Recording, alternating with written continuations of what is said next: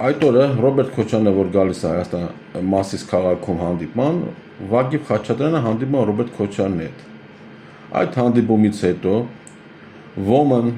Ռոման Բաղդասարյան, շատ ճանաչված Հայաստանում անձ, իր Facebook-յան էջում գրառում է կատարում։ Հիմա կարդամ, ռուսերեն է գրառումը կատարել, ռուսերեն կարդամ։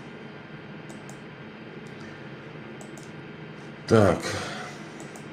Вагив Хачатрян, которого за тяжкие преступления задержал Азербайджан и держал в плену, все эти годы я лично просил азербайджанских журналистов и общества отпустить на свободу больного человека.